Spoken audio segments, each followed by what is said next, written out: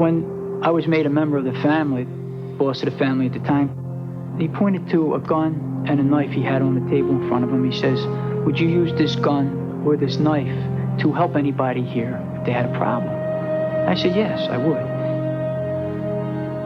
So after that, he told me, well, I'm going to take blood from your finger. I said, okay. And what I'm going to do, Philip, I want you to cup your hands, and I'm going to light this piece of tissue paper on fire. And as it's burning in your hands, I want you to juggle it and keep saying, may I burn like this if I betray my friends. And after that, I was part of the circle. I was a made member. I became a criminal, and probably by choice. I mean, I'd like to say I was a product of what I was born into, but I really don't believe that. I think people come out of my neighborhood, and some of them did really good for themselves. I could have took that path. I know now, and I didn't. I took the easy way. There's no way you could tell somebody not to do it, you know, because if somebody would have told me don't do it, I would have told them. And I did. I told them 100 times. I told my wife. I told my mother. I said, don't worry, I'm not going to get involved in that life. I could stay on the fringes. But you can't because they suck you in. The downfall of organized crime in this country as we know it was their involvement in greed and in narcotics. Because narcotics, they make fast money, but the greed got them. Because when we grab guys for narcotics, they go away for life. As things start evolving and changing and people start dealing with drugs, it changed. You know, it's not like it was in the old days. It used to be very disciplined. They stuck to the rules. Those days, people had respect. They were different kind of men. They had their own code of honor. Ben Siegel and Meyer Lansky, and they were all so good to me. They had a loyalty. We all stuck together, our individual family. I think how lucky I was to be with these fellas. They had everything. We all had everything. So how could you not wind up loving these fellas? Well, you want to know how my guys missed the St. Valentine's Massacre? Oh, you want to know about the first time I ever saw Al Capone? You want to know how they got started? I remember everything.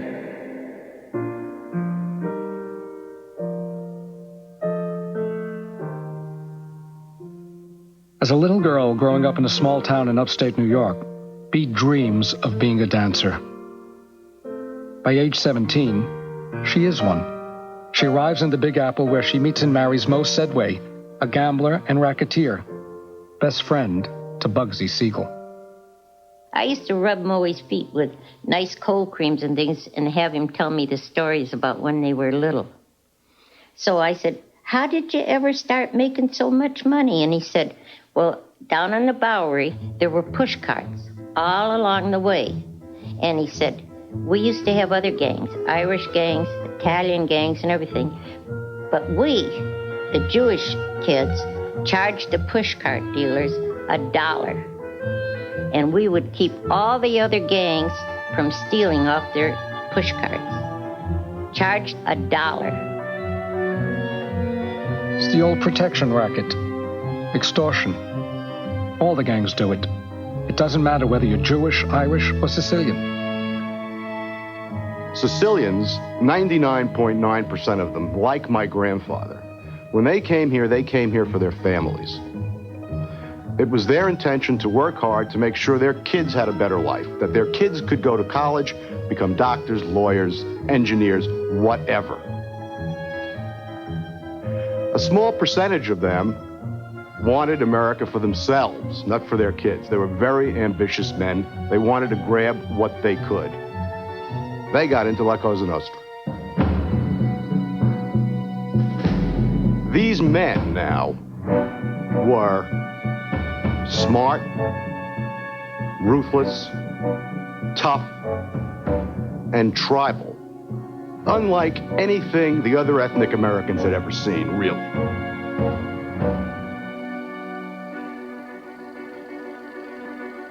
Although only a few turn to crime, all immigrants are stereotyped in the movies of the day as murderous, bomb-throwing, beer-guzzling anarchists. They're different, therefore suspicious. Not sure what else to do, the American majority, rural, white, and Protestant, focuses their hostility on the immigrants' love of drink. January 16, 1920, the manufacture and sale of liquor is banned. America finally passes a law the mob can sink its teeth into.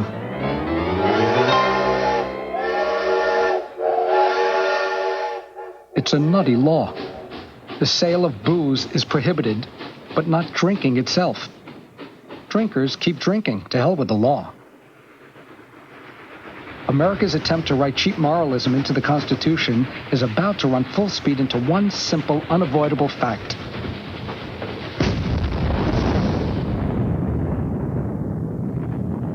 You can't legislate morality.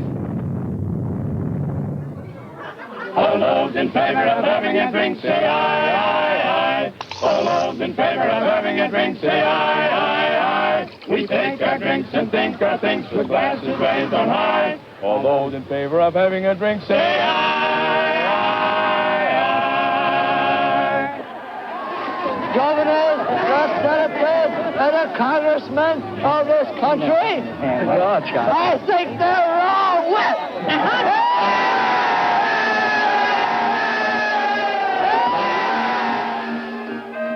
We had a profusion of Demitasse cups in which no coffee ever was served, only whiskey. During the Prohibition days, 10 Prohibition inspectors knock on the door. By the time they finish knocking, the bar would have an automatic shelf drop. By pressing a button, everything that was on the shelves, all the bottles from which you poured your whiskey, the shelves inverted, the bottles dropped, and all that was left was the odor. In the old days, the wise guys of the old days, and they weren't called wise guys then, but the men of respect in the old days, I don't think they really saw anything wrong with running rum. The people wanted booze. To them, there was nothing intrinsically wrong about drinking. There was this law against it, but there was nothing intrinsically wrong. And they felt not only could they make a lot of money, they were doing a service for the public. Public service is my motto. Al Capone. I make my money by supplying a public demand. If I break the law, my customer's as guilty as I am. My rackets run strictly along American lines.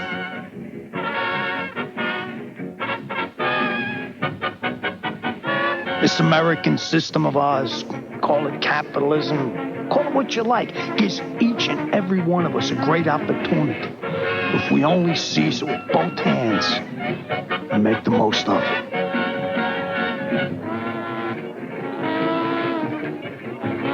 Al Capone was determined to make the most of it. He was going to ride the booze business to the top. In his eyes, that meant running Chicago, and nothing or no one could stop him.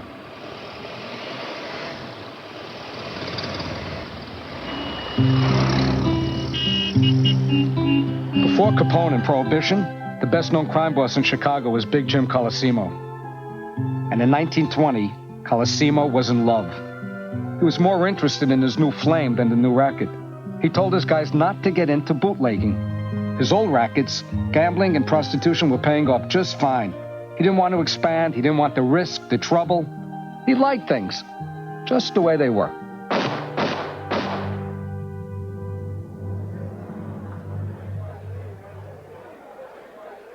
Five years after the hit on Colosimo, Chicago has a new boss. It's no surprise. Al Capone becomes the CEO of American Pleasure.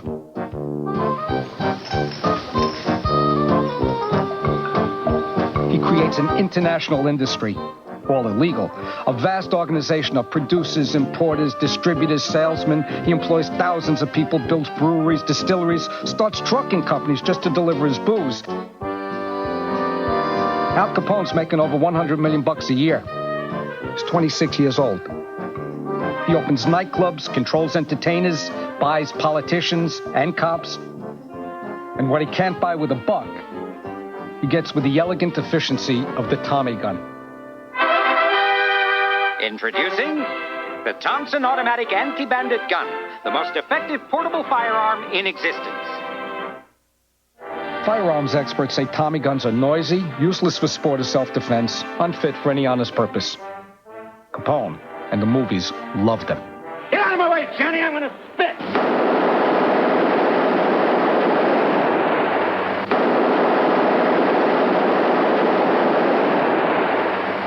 Come on, fellas. Hey, Tony, take this along in case that bean shooter doesn't work. Okay. In automatic action, the gun will fire continuously until the trigger is released or until the magazine is emptied of its cartridges. Automatically, at the rate of 1,000 shots per minute. Sold only to responsible parties after a thorough investigation.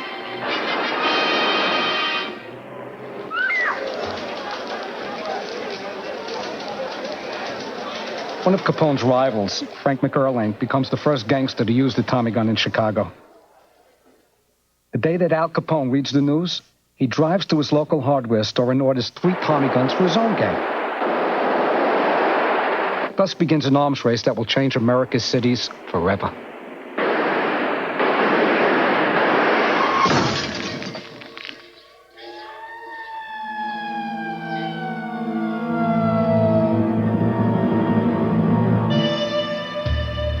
Al Capone. Well, maybe the law of self-defense, the way God looks at it, is a little broader than the law books have it, right? Maybe it means killing a man who'd kill you first. Maybe it means killing a man in defense of your business. The way you make the money to take care of your wife and child. I think it does. You can't blame me for thinking there's worse fellas in the world than me. The real Al Capone story has never been told. I mean, he was an amazing personality. You've got to realize that during his reign, and he was only the boss for 5 or 6 years, but in that 5 or 6 years, he was fighting off 3 groups of enemies. He's fighting off law enforcement, the prohibition agents, or Elliot Ness, or any honest cop that might have been in the Chicago Police Department. He's also fighting the Irish gangs of Dee and O'Banion. He is also fighting the Sicilians, the Aiello brothers that he had to fight and kill. And he did a pretty marvelous job of all of it. But what was really his key to strength? It was politics.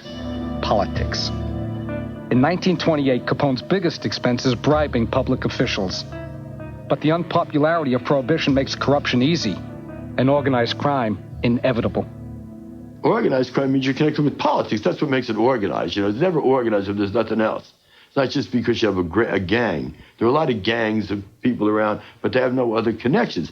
The organized crime means contacts with legislators, with DAs, with judges, with people that can make sure nothing really bad happens to you. You know, that's what makes it organized.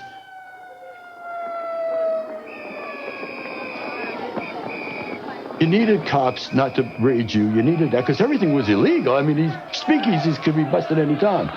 And when they were, it was for combination pitches, as they call them, you know. You had to do it so that the precinct captain can once in a while have a statistic, you know. So you go to the guy in advance. You say, look, we're going to pitch it tomorrow night at 8 o'clock. Make sure not too much of this, that. And, you know, you have to go. You're going to get arrested. There'll be cameras. Come out like this. Put your thing over your head like a schmuck and do that. And that'll be the accommodation pitch.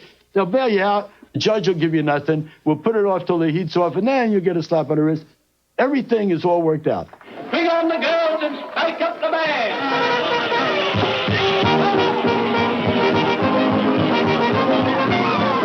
Illinois Crime Survey, 1929. We have complained of crime, We have preached respect for the law, yet we have exhibited to our youth the spectacle of policemen in full uniform, acting not only as customers, but as partners in our brothels, in our gambling houses, in liquor selling. When you have prohibition, there's a price you're going to pay for it. One is corruption. It's going to happen. It can't ever not happen. Now a guy's used to taking money. He's used to making deals with the wrong people. And now you can have a shooting, a murder.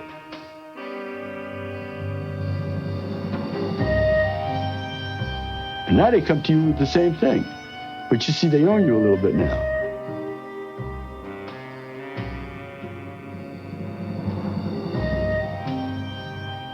Murders were going on. Nobody got indicted. They said they only killed their own, but sometimes they didn't only kill their own, and still nobody got indicted.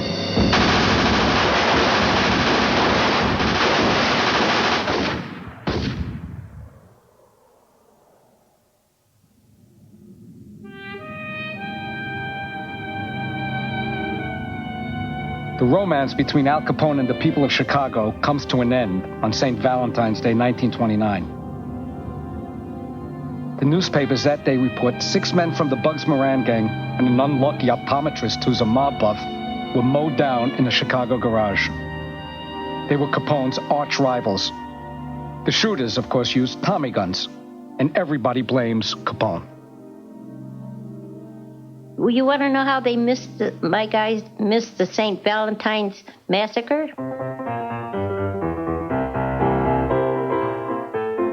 This is the story they told me. This is before my time.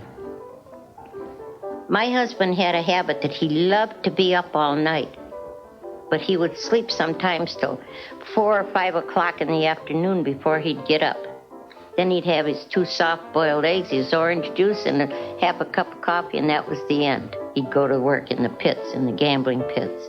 So anyway, they told me that they all went to the hotel to try to get Moe out of bed. All of them, Davy, Berman, them, try to get, I think he said Davy was there. Davy could have been in prison in those years. He did 8.5 years in prison. Well, anyway, those part of our guys couldn't get Moe up, and they late getting him up. So they went over to where they all were supposed to meet in some big garage or something in Chicago.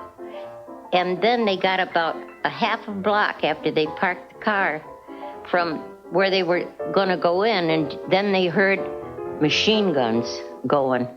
So they turned around and raced back to the car. And after that happened, nobody ever yelled when Moe overslept. They'd say to him, "You tired, Moe?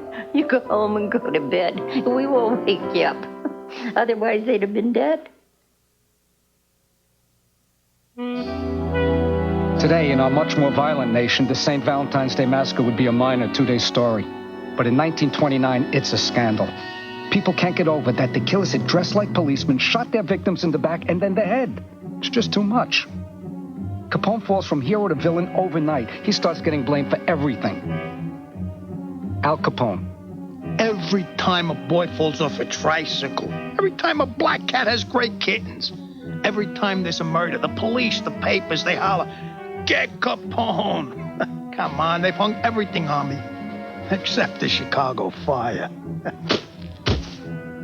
The mob's feeling the heat. St. Valentine's Day was very bad for business.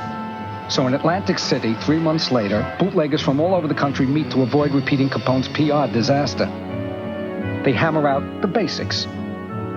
Out territories, put a lid on excessive violence, and above all, agree to be ruled by a national commission to which each and every one of them pledged their loyalty. They even get Capone to take the fall on a 2-bit gun charge, so things can cool off. Al gets 1 year. And when the stock market crashes later in 1929, he issues this statement from his cell. Tell them I deny absolutely that I am responsible.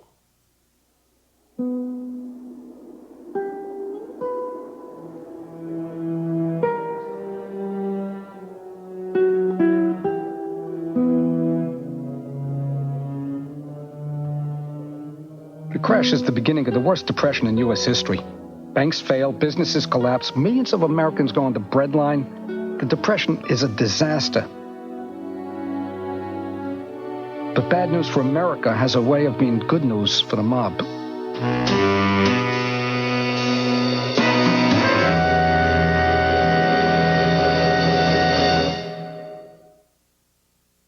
You're watching Fox, the new home of the NFL.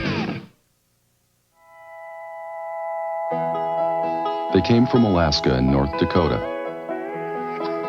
California, and even farther west. This summer, we invited everyone who owns a Saturn to visit us in Tennessee, the place their car was born. We called it the Saturn Homecoming. People could see where their cars had been built and spend some time with the men and women who built them. They could see where the idea for a new kind of car company had taken shape, and we could thank them for believing we could do it. 44,000 people gave up their usual summer vacations to spend them with us at a car plant. Pretty good turnout for our first big party. Of course, not everything went exactly the way we'd planned, but we were all in it together, the way we always have been.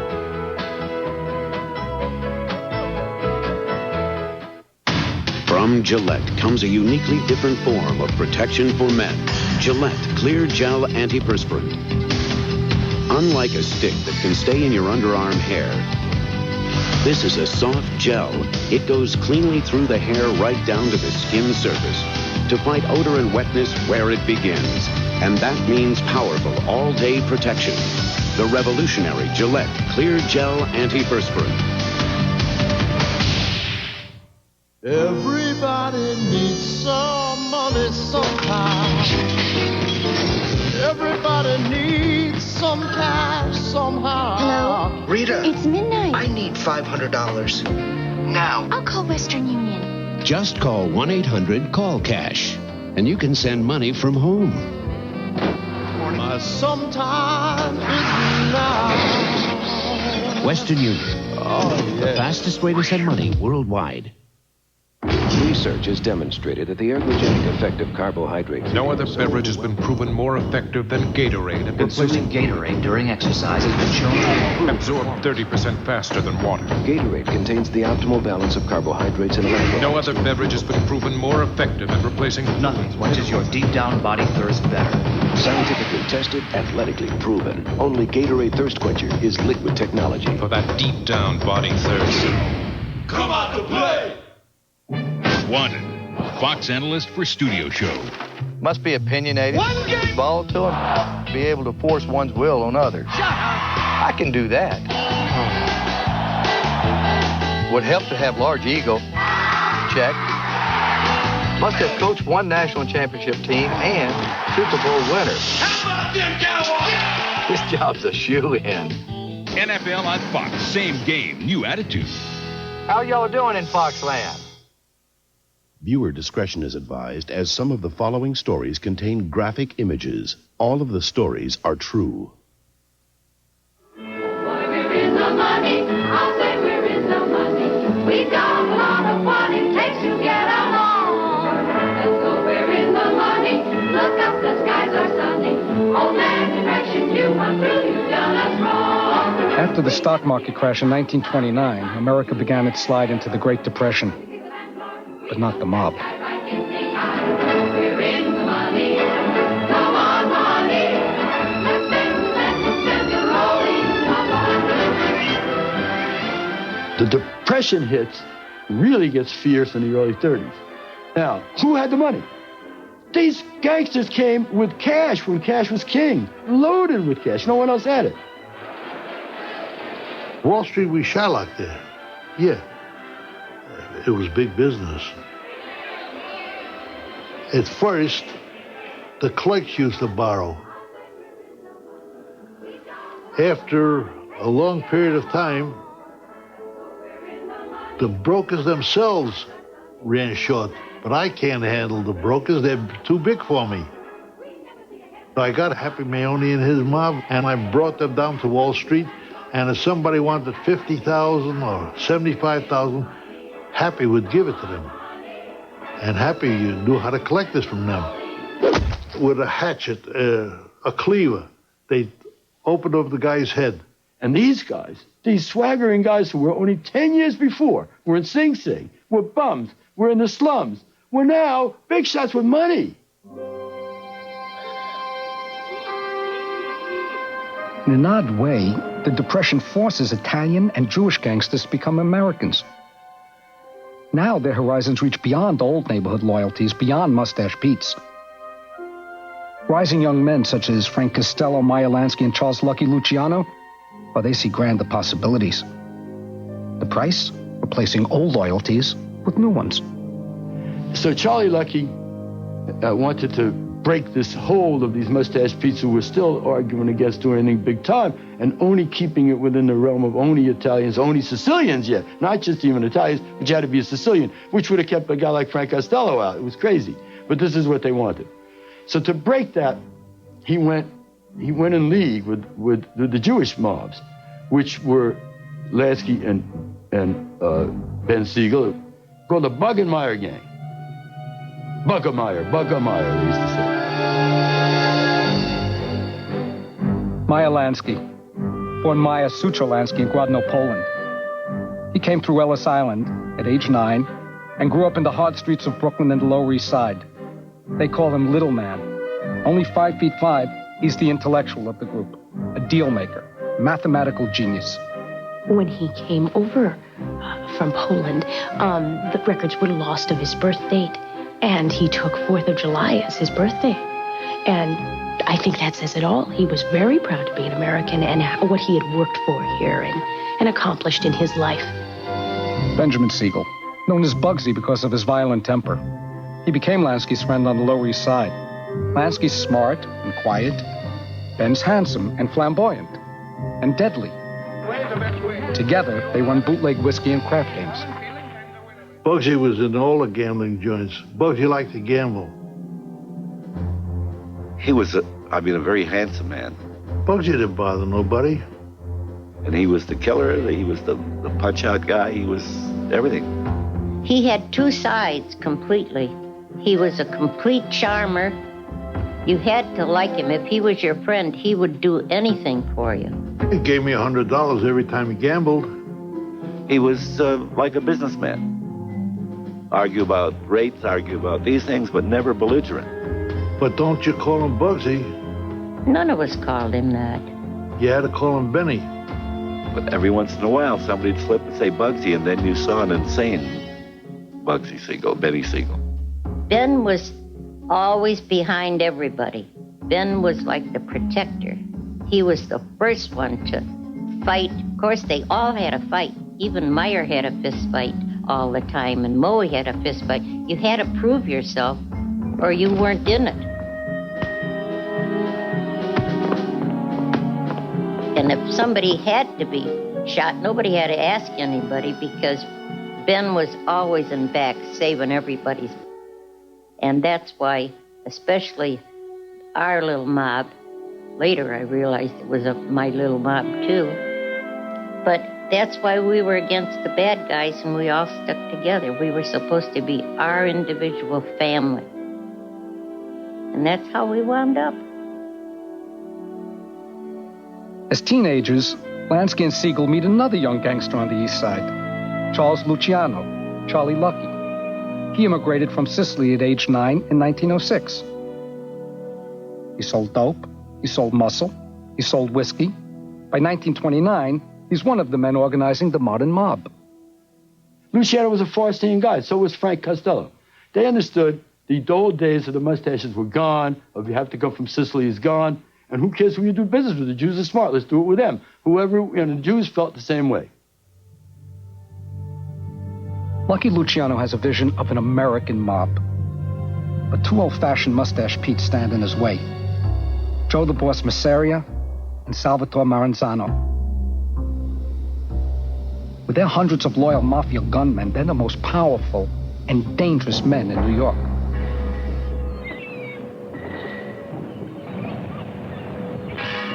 Luciano got his nickname when one of them kidnapped and tortured him, leaving him for dead near the Staten Island ferry.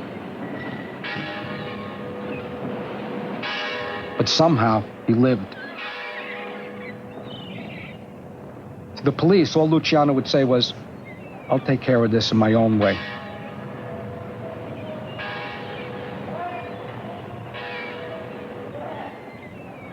To his gang, he said, "I guess I'm just lucky to be alive." They found him beat up so bad, and his head nearly was cut out, decapitated. He always had a big scar from his lower lid, and it was as wide as my finger, and I've got wide fingers now from arthritis. Pulled it down, and it would go all the way down.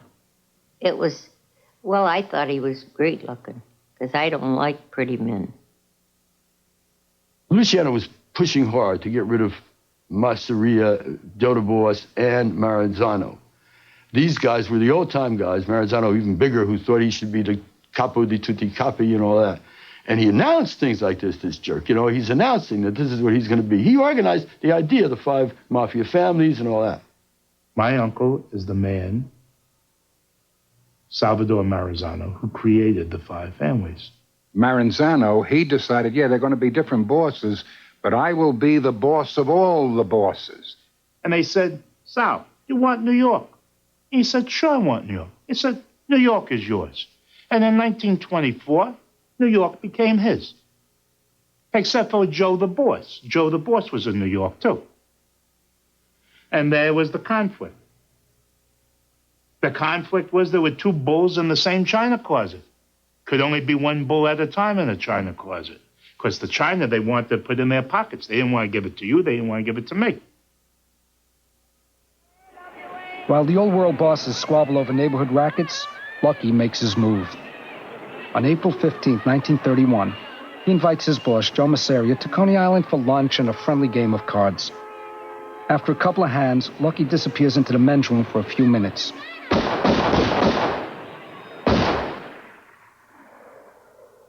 Just long enough for Ben Siegel and 3 other gunmen to shoot Masseria to death.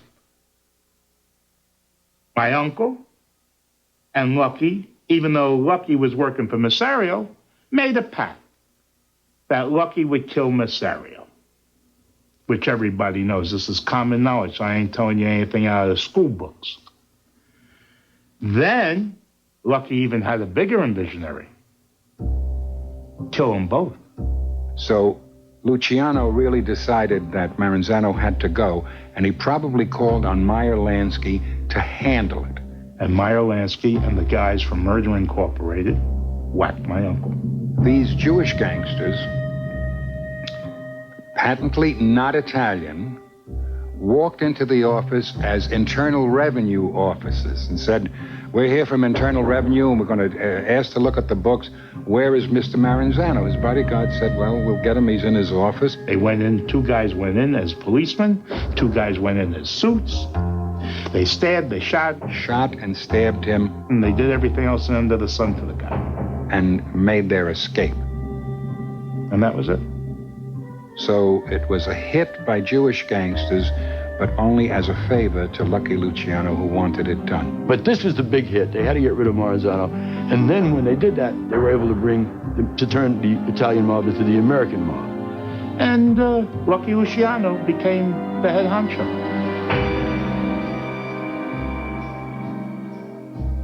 Lucky Luciano's on top of the world. He moves into the towers of the Waldorf Astoria. He receives the loyalty of gangsters around the country. He commands the most organized crime empire in the world. And for his troubles, he earns an estimated $1 million a month. He's 32 years old.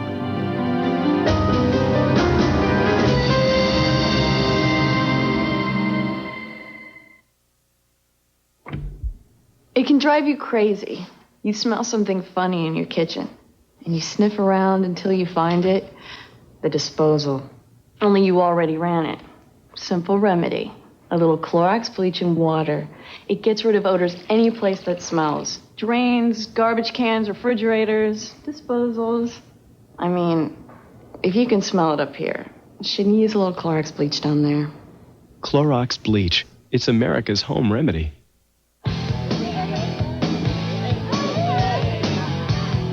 question. Would you leave 10 grand laying around? No, I don't think so. And with a case of Miller beer being worth 10 grand, you'll protect it. Or find something that will. Look for numbers inside specially marked cases of Miller beer. Match and win daily in USA Today and Sports Illustrated. 10 grand and the cold one can make anywhere a very cool place. If I dig any deeper, no one's gonna like what I find. From the makers of The Hunt for Red October and Patriot Games. They have directly challenged the sovereign power of the United States. Based on the #1 bestseller. You see everything in black and white. Not black and white, right or wrong. Paramount Pictures presents Harrison Ford in the summer's most explosive thriller, Clear and Present Danger. Rated PG-13. Starts Wednesday, August 3rd. People just don't have time anymore to make a decent meal. And I have a hunch that they might enjoy chicken that's slow roasted and deep marinated, just like people would do it if they had the time. And my secret recipe. Don't know what I'd call it. Maybe I could call it Colonel's Rotisserie Gold. Maybe not. My boys are taking me out to dinner. Well, that's great. If you give someone a good meal at a fair price, they'll come back to you. In a world like theirs, why do women like you get off on sleeping with married men? people will do anything to get to the top. It's easy for you to ruin my career. It's just as easy for me to ruin yours. Even kill. You're under arrest for the murder of Terry Spencer. You have no idea what a mistake you're making. An all-new Models, Inc., Wednesday at 9, 8 Central. Cops and America's Most Wanted kick off a brand new season with a bang. First, shots fired, an officer down, and that's just the beginning. Prime time cops. Then, they're murderous, they're ruthless, and they're all women. Join the search for bad girls on America's Most Wanted right after Cops. Season premieres Saturday. Quick, name one thing you can get for just $1.99. Well, how about one tasty Whopper Jr. value meal at Burger King? The new flame-broiled Whopper Jr. with 50% more beef, plus fries and a drink, all for the one everyday low price of just $1.99. Because we don't think that one good meal should leave one short on cash. Get a Whopper Jr. value meal for just $1.99 every day at Burger King. We may not be the world's #1 fast food place. It just tastes that way. What's clear? Look, crystal clear Amoco Ultimate. What isn't? All other premium gasoline. Oh, what's clear? You can see. Amoco Ultimate is the only premium refined and extra step to remove harmful impurities. That's good to know. Harmful impurities the others leave in every tankful. What's clear? Why we do it? You know why. For a cleaner environment and unsurpassed performance. Crystal clear Amoco Ultimate. Red hot music and red hot cooking, it all comes together when you use red hot cayenne pepper sauce. We're taking your calls to find out your favorite way to use red hot sauce. From Detroit, you're on the air. Red hot adds just the right flavor to my red beans and rice.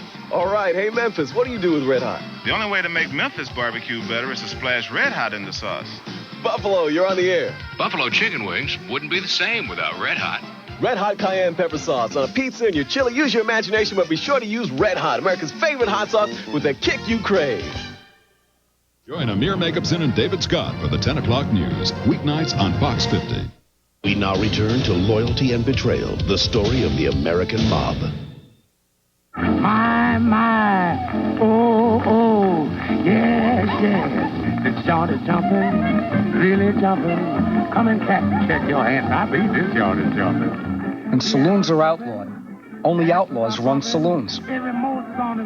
In joints run by the mob, they sell not only booze, but entertainment as well. While countless performers like Sophie Tucker, Joey Lewis, Jimmy Durante, and Fat Swallow keep the old speakeasies jumping, Prohibition's marching to its end.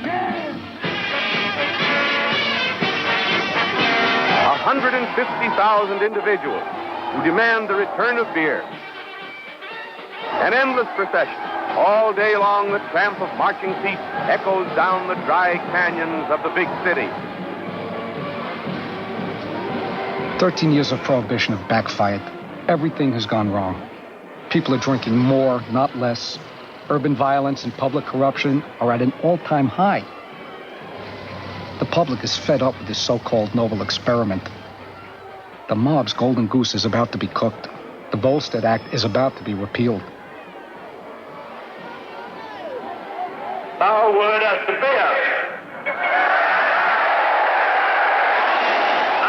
labor the modification of the Boston Act just as fast as the Lord will let us.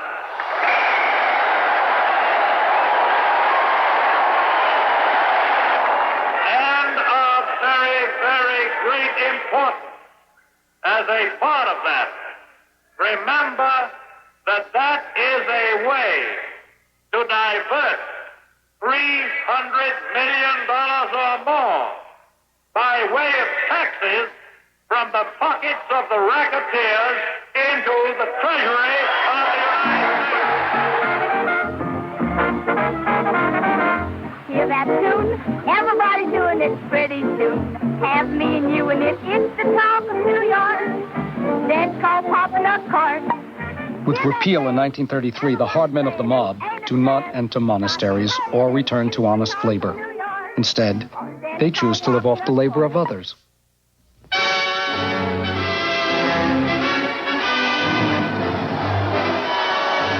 It was a year of labor unrest throughout the nation. On the West Coast, cannery workers staged a long and bitter strike that resulted in scores of injuries and one death. A shoe strike in Auburn, Maine, that brought out the National Guard after violence threatened. The mob, looking for new scams, joins the battle. They start breaking heads. They work for the bosses, they work for the unions, and sometimes they work for both. Anything for a buck.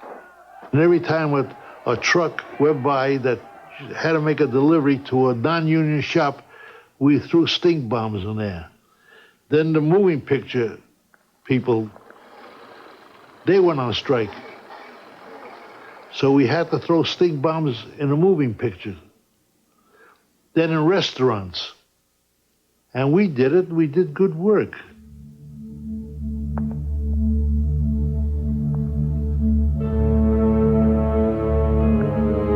One of the first gangsters smart enough to see the money in the labor rackets was Dopey Benny Fine. My first job as a gangster was to go to a shop and beat up some workmen there.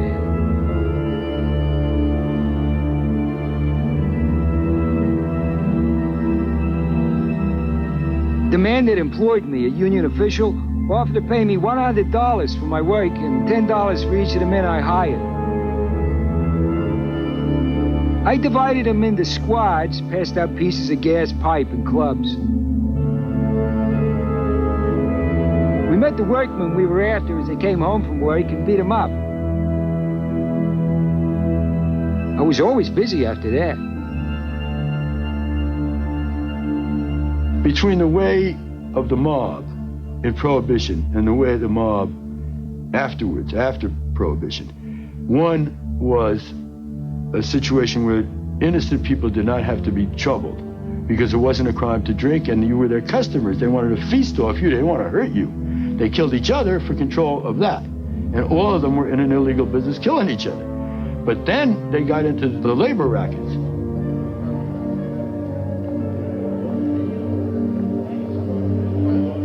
And they used the gun the same way as they did before, only this time the victims were innocent people. Very often good people who would try to reform things.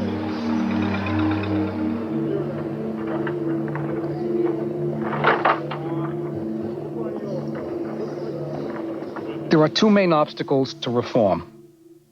Louis Lepke Buchhalter and his partner, Jacob Gura Shapiro. They take the labor rackets to another level. These kids came from Europe. They didn't know how to read or write English. They had to be tough. They had to survive. I'm not saying what my grandfather did was right, but he did it, you know? He just did it.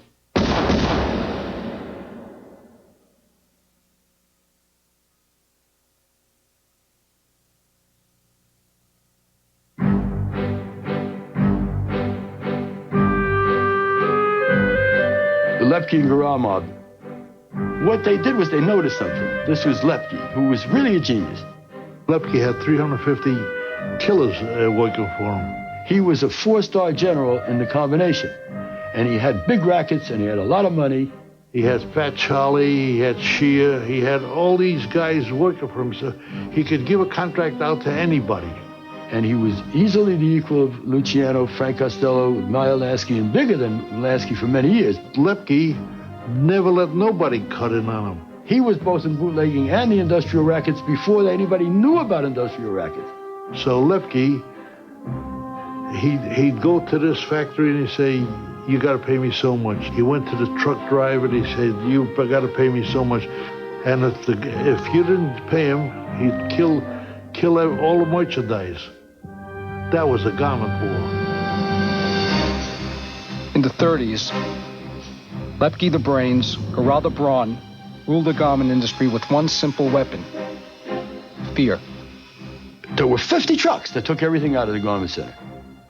And there was a little company union. They went in and broke a couple of heads, and they had it. And then if you wanted to ship, you had to come to Lepke and Garat.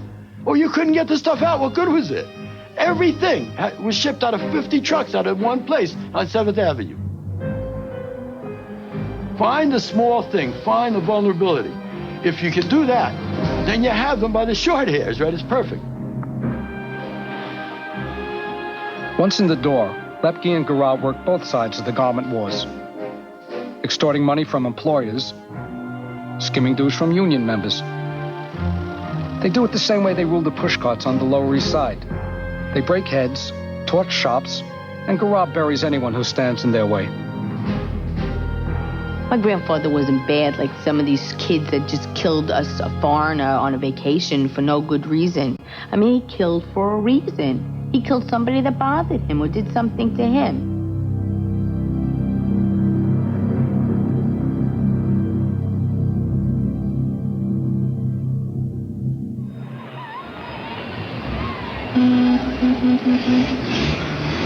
Once Lepke and Garat saw up the garment business, they take their muscle on the road, seizing the bakery drivers' union, demanding a penny a loaf tax for every loaf of bread sold in New York.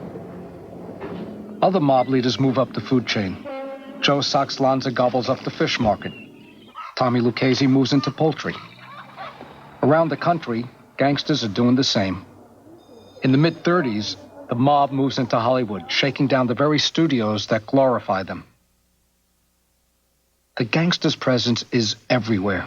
As the Illinois Crime Commission observes, the following industries and services are known to be under the control of gangsters: laundry, ash and garbage removal, building wreckage, cleaning and dyeing, carbonated beverages, linen supply, motion picture operators, paving, teamsters, sanitary workers, building materials, railway express, dairy products, roofing materials, kosher meats, window washers, tobacco, garage, ice, excavating, ice cream, flour, coal, barber, bakers, and 32 other industries, including beauty culture. If a guy has a business, and you can see that you can walk in and get a piece of the business, it's nice to own businesses indirectly. It's nice to own a shoe company. It's nice to own a sock company, a pant company, or this company, or that company, or whatever. It's nice. Because, you see, if you eat from one table a week, you can only eat so much food. But if you eat from 5, 10, 12, 15 families a week, you're going to eat very well.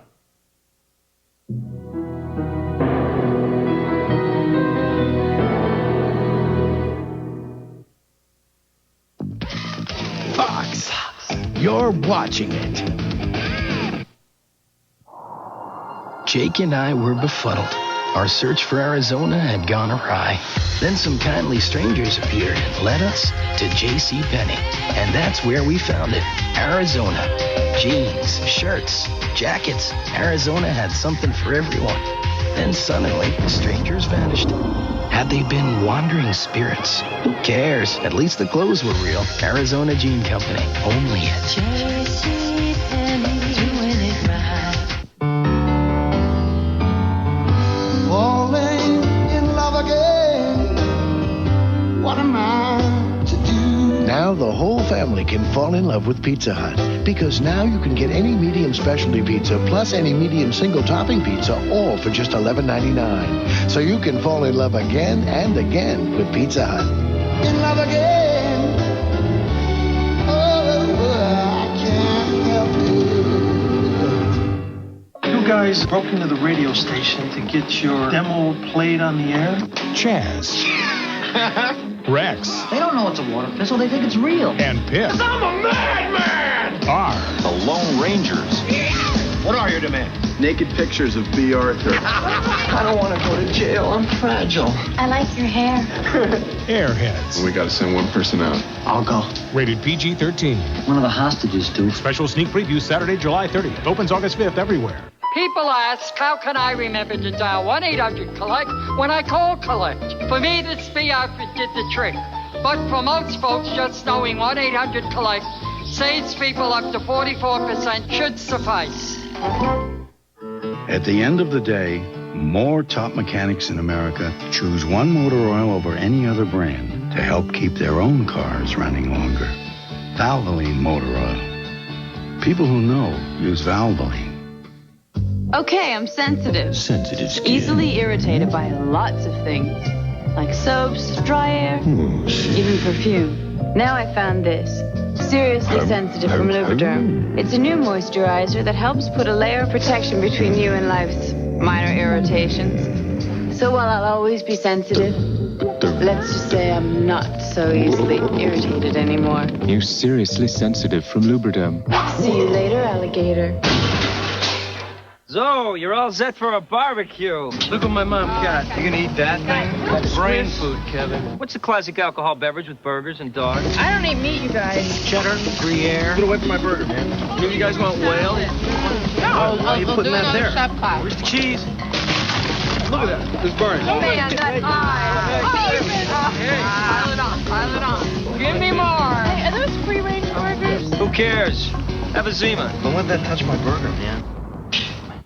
A great action-adventure show should take you somewhere you've never been before. Pack your bags. You're going on a ride with the Fortune Hunter. You present the magic word. Coming Sunday nights this fall following football on Fox. Stay tuned to find out how you can order the thought-provoking book behind this historic television event, Loyalty and Betrayal, the story of the American mob. Viewer discretion is advised, as some of the following stories contain graphic images. All of the stories are true.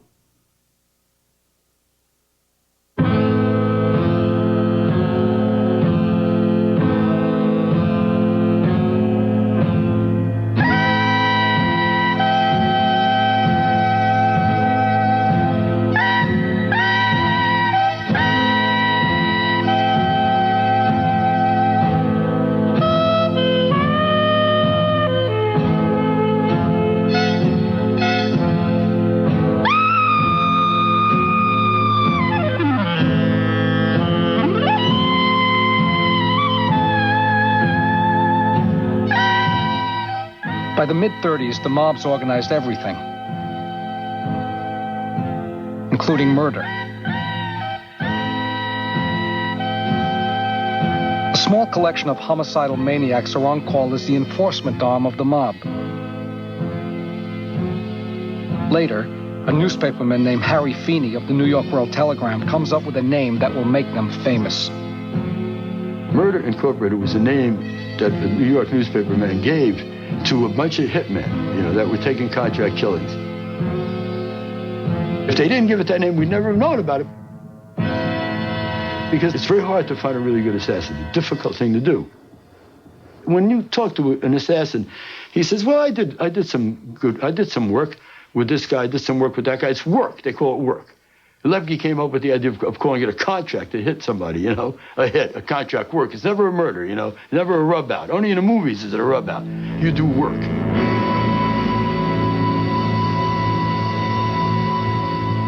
Monticello in upstate New York was one scene of Murder Incorporated's terrorism.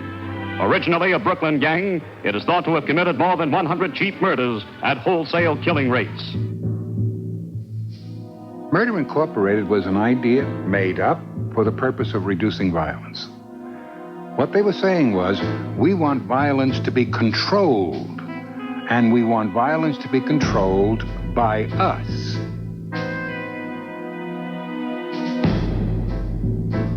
The actual hitmen were recruited in Brooklyn one from Jewish communities, and that was headed by Lepke Bacalta. Lepke would give the contract to Albert Anastasia.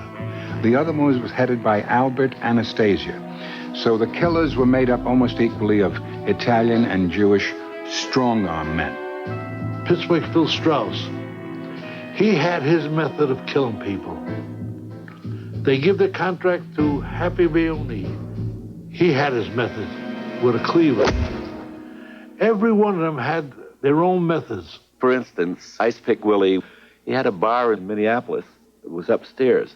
They wanted to get rid of somebody, they'd send them to Willie's bar, and he'd put an ice pick in their head and slide them down the coal chute. One of the methods that they did employ in Murder Incorporated for killing people was strangulation. Abe Relis had earned the nickname Kid Twist. They'll put the rope around the fellow's neck and pull it in tight and twist real hard, and you've killed him. Vito Chickenhead Garino used to sit in his backyard with a bunch of chickens running around and shoot their heads off just for practice. That's Chickenhead Garino. Frank, the dasher, Abendando's gun misfired at point-blank range during a hit. So he chased the guy down the block, caught up with him, and pumped 3 bullets into his back. That's Frank, the dasher, Abendando.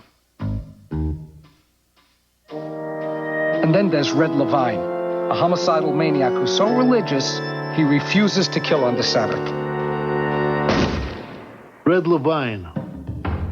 Red Levine was he was medium-sized, pudgy, and he used to have these heavy bags under his eyes, which later he had taken off by plastic surgery. Red Levine.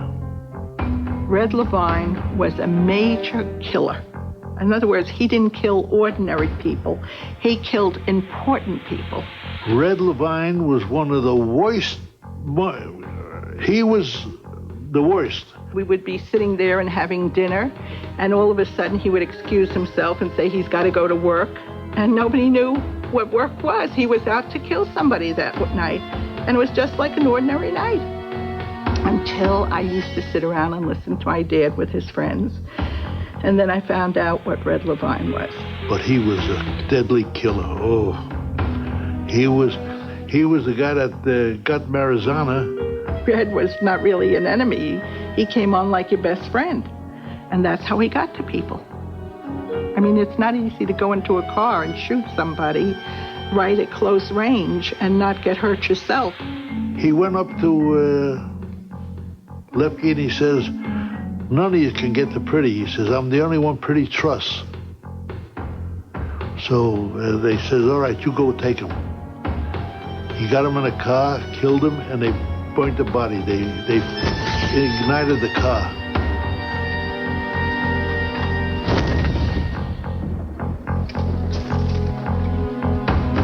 And they got rid of Pretty. Pretty Amberg was a gangster who bucked the mob. He refused to kick back any money from his rackets. He said Murder Incorporated couldn't make him do it.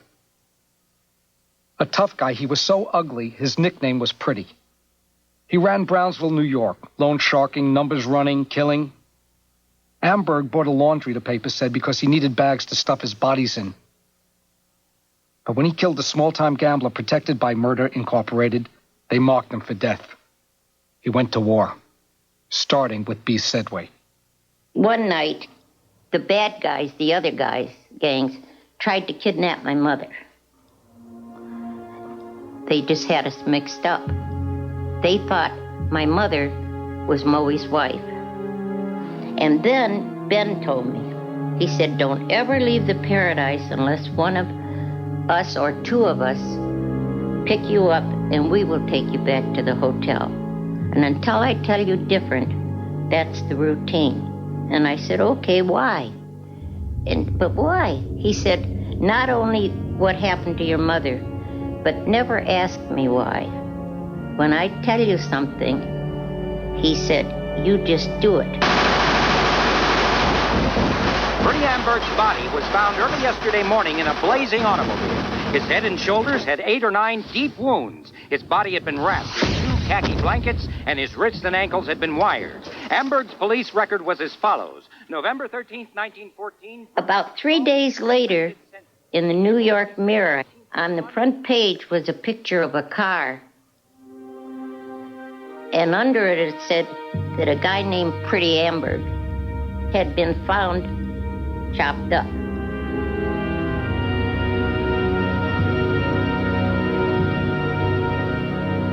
But I didn't connect anything yet, really connect anything, until a day later, after the paper came out, Ben said to me, "You can walk home now. Walk back anytime you please." That's what made me think, well, gee, maybe the girls are right, because they showed me the paper. They said, "This is Murder Incorporated you're looking at, or mafia work."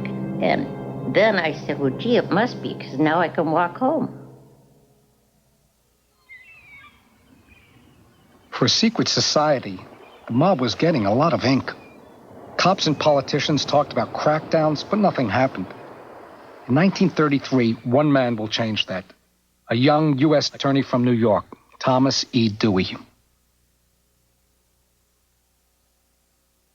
The racketeers have flung down their challenge. I accept that challenge. Dewey intends to win this fight by any means possible. He finds unlikely, but willing allies. The prostitutes of New York.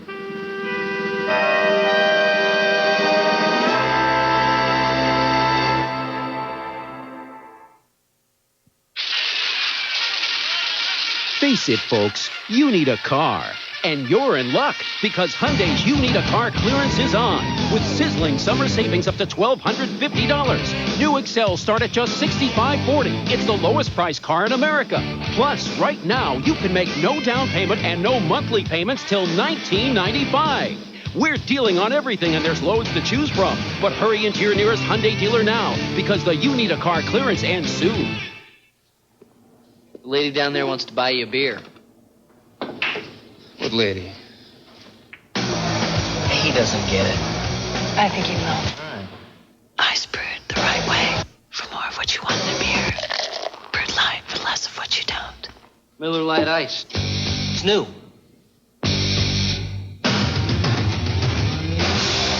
I knew you'd get it. Must be from heaven. Close. Milwaukee. If you get it, get it. If you think the Pioneers mascot is outrageous, wait till you meet the rest of the team. From slugger Frank Valenti. What if I get injured? I gotta live the rest of my life on $12 million? To catcher Mike Widmer. Come on, call Frank. Honky, honky, honky. Call baby, you need that. There's never been a major league team quite like the Pioneers. I love that guy. I mean, not the way you're thinking. I wanna have sex with him. Hardball, a new comedy coming this fall. This is a TV 50 News Update with David Scott. Tonight at 10 o'clock, she is a college student and a mother, but today a judge said she can't be both. We'll have her story. Two former U of M basketball stars escaped serious legal charges, and we'll show you how to stay alive if you're suddenly attacked. That and more tonight at 10 o'clock. He's your best friend, and he's also killing your back. If nothing seems to help, try Dones. It relieves back pain no matter where it hurts. Dones has an ingredient these pain relievers don't have. Dones, the back specialist. Attention, the Toyota Summer Sales event is now on. This is it. They are ready to make deals. You can get 4.9% financing on Camry. You can save a lot on trucks. Up to $2,500 on trucks. And with option discounts and incentives on cars. cars. $1,300 on our most popular car models. But you better hurry. Attention, the 4.9% financing ends soon. Soon. Oh, did I mention we're open late? Really? You gotta hold on. Gillette Sensor for Women, the only razor with a unique handle and spring-mounted twin blades that shave closer, with fewer nicks and cuts. Gillette Sensor for Women, the razor worth holding on to. Life's hard. Beats hard. Come on, sink your teeth in. Stop tacos feel so fine. $59.79.99. Taco Bell. Beef was supreme and new Monterey Jack chicken with guac and jack cheese sauce at Taco Bell. Don't keep your teeth in suspense. Just $59.79.99. Life's hard. Beats hard. Cross the board. she is. Let's get ready to rumble! It's cool. I love that Bud Light. You're unbelievable! How do you get to your favorite bar? 2 planets over from Saturn. Dick and left. Don't want to go right. Hop on 275. Big place. Big place on the corner. Bud Light is here! TV 50's Mike Bowersock talks to experts on crime prevention in a special report, Staying Alive, tonight on the 10 o'clock news. Why did the mob put a contract out on this star? Find out. Call 1-800-626-7777 now and order the companion book to this historic program. Only $19.95 plus $3.95 shipping and handling. Or look for it in your favorite bookstore. We now return to Loyalty and Betrayal, the story of the American mob.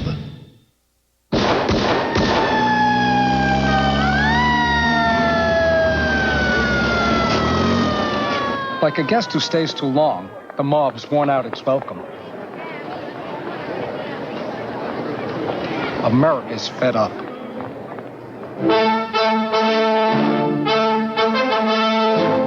I need a small squad of detectives who will go to work on this job as they never have before. No punishment can be too severe for these public enemies. They deserve the whipping post or worse. If criminals were treated as they treat us, crime would cease. Take away their prison luxuries and give them a taste of the rock pile. It's too bad that we even have to pay for their support. Their extermination would be much more satisfactory. It is not my purpose, said Dewey, to prosecute prostitutes and pimps. I want the big shots. I want Luciano, the czar of organized crime in this city.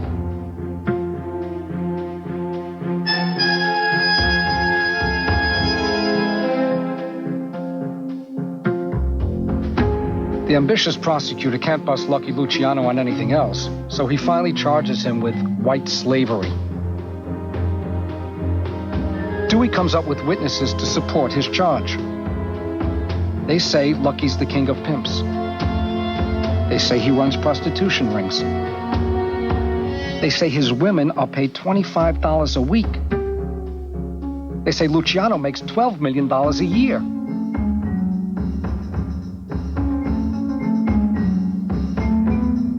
A chorus of 68 women sing the same songs. It's music to Dewey's ears.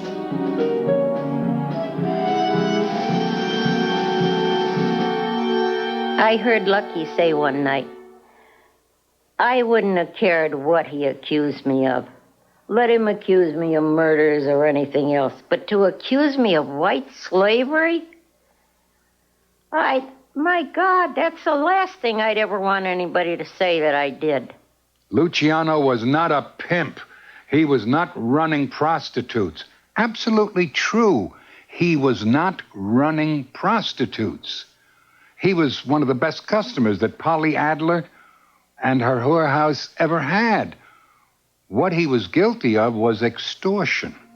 He was shaking down the pimps. He was shaking down the madams, and all the prostitutes had to kick into a defense fund, so when they were arrested, you used Luciano's lawyers. You had to get your bail bond from Luciano's people. He was not running the prostitutes and the madams and the pimps. He was shaking them down.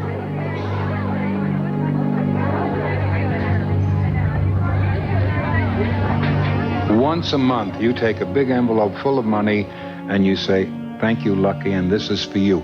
When you push that envelope full of money over there, he has technically violated the White Slavery Act and is guilty.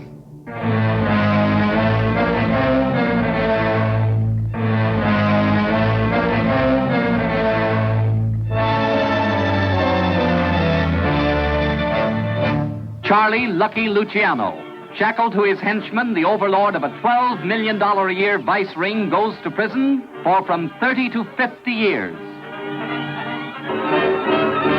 At Sing Sing, the droopy-eyed gang leader gets his last glimpse of the outside world for many years. When he comes out, he'll be an old man. New York's big shot is now just prisoner number 92168. The lowest form of racketeering has been given a death blow, and Lucky is lucky no more.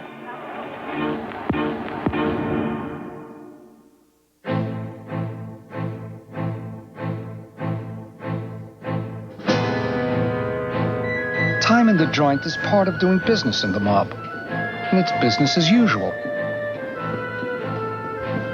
Even in Sing Sing, Luciano still runs the rackets. His mob remains loyal. Lucky's boys just need an idea, a plan, some way to put in a fix and get the boss out. It will take 10 years, but Luciano's luck will pay off eventually.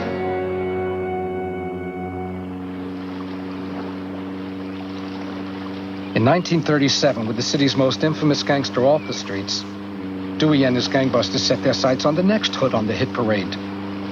For many years, Louis Buckhalter, known as Lepke, has been the worst industrial racketeer in America. Lepke goes into hiding. Lepke wanted, dead or alive. After presses at New York police headquarters roll 1 million circulars, launching a nationwide search for America's new public enemy number one, Louis Buckhalter, alias Lepke, the big city's most feared racketeer. The search leads to what the racket guys call the Big Heat. It's a crackdown that hurts everybody's business. Suddenly, Lepke doesn't have so many friends anymore. The fugitive Lepke is said to have extorted millions by terrorizing employers and workers. One by one, possible witnesses have been bumped off following his indictment. To beat the rap, Lepke hits upon a simple idea. Kill everyone who can testify against him.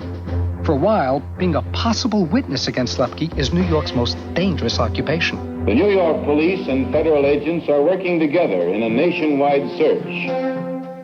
The Big Heat just keeps getting hotter. The search for the racketeer spreads around the country, even to Europe. Meanwhile, Lepke is right under their noses, hiding in Brooklyn, under the protection of Murder Incorporated. This fugitive must be found dead or alive. We went into an Italian restaurant in New York, and it was with Lepke. He was there. He was trying to keep from getting executed or something.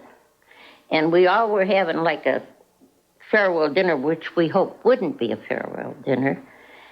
And at the Italian restaurant, we had a big table spread out, and there was windows, big windows there. And all of a sudden, a car comes around and starts machine gun in the window. And Ben yelled, "Down!" And there was a ladies' room in back of us. So I started slithering on my tummy. And then I went in and I stood up on the seats so nobody could see my feet. And I just stayed there. I was there long enough to see Ben and the boys tip up the table like that for protection and duck. And then, in a little while, Moe came to the door and he said, "Honey, you can come out now." So I came out and I didn't know what I was going to find because most of the wives and sweethearts were heavier than I was. Some of them were big. I don't think they could have crawled like that and slithered in there. But anyway, the table was all reset again, and new antipastos, came out there and was set, and nothing was ever mentioned.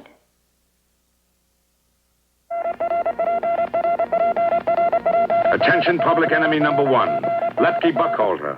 I am authorized by John Edgar Hoover, the director of the Federal Bureau of Investigation, to guarantee you safe delivery to the FBI. And so I remain your New York correspondent, Walter Winchell. 1939. Lepke's been on the lam for 2 years. The feds want him for narcotics. Dewey wants him for murder. Mob bosses want the heat turned down. It was time to make a deal. And now I want to tell you about the actual surrender, the actual delivery of public enemy number one, Lepke. The bosses tell Lepke they've got a deal. If he surrenders to Hoover, he will avoid Dewey and the death penalty. Columnist Walter Winchell becomes the go-between. Taking Lepke by the wrist like a little boy, I said, "Come on, Lepke." With that, I opened the door of Mr. Hoover's car. As I opened the door of Mr. Hoover's car, I said, "Lepke, this is Mr. Hoover. Mr. Hoover, this is Lepke."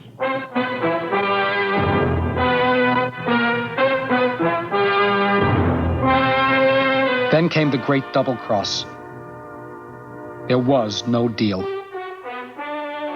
Lepke was turned over to Dewey, convicted of murder, and sentenced to fry in the electric chair. Lepke got right to the point. Walter, I will ask you one thing. Did you ever tell any of my friends that if I came into you for the FBI, that the most I would get would be 10 years? Lepke, I said, I never told that to anybody. In that 1 second, I saw the eyes of a killer.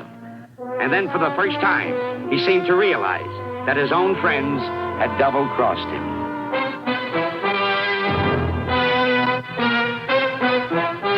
Excitedly, I said, this is Walter Winchell, public enemy number 1, Lepke, just surrendered to the FBI.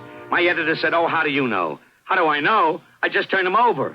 He said, oh, you and your silly scoops. Hitler just invaded Danzig.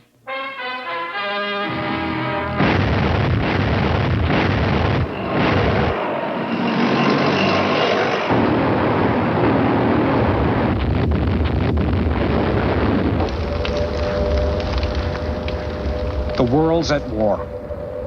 The mob could care less. The boys have got big problems of their own. For the first time, the mob's code of loyalty is about to be challenged. In 1940, the cops pick up murdering hitman Abe Rellis for homicide. He tries to save his own skin by turning informer. Rellis tells the cops about 49 murders in Brooklyn alone. In court, his testimony could easily convict big shots like Ben Siegel and Albert Anastasia. But that never happens.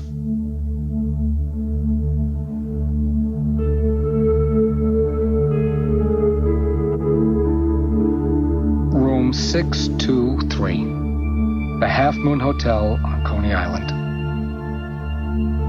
Prosecutors keep their valuable witness accessible to no one, under police guard 24 hours a day. Yet, somehow or other, in the early hours of November 12, 1941, Rellis mysteriously falls, or is pushed, out his 6-story window.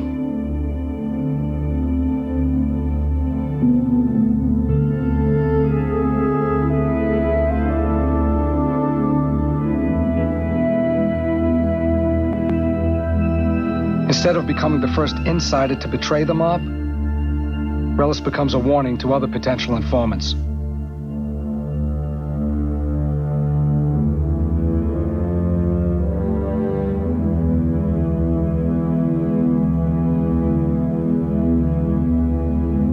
As the boys later joked, Rellis was a canary who could sing, but he couldn't fly. Even a squad of cops, a locked room, and the personal guarantee of the DA could not keep Kid Twist alive.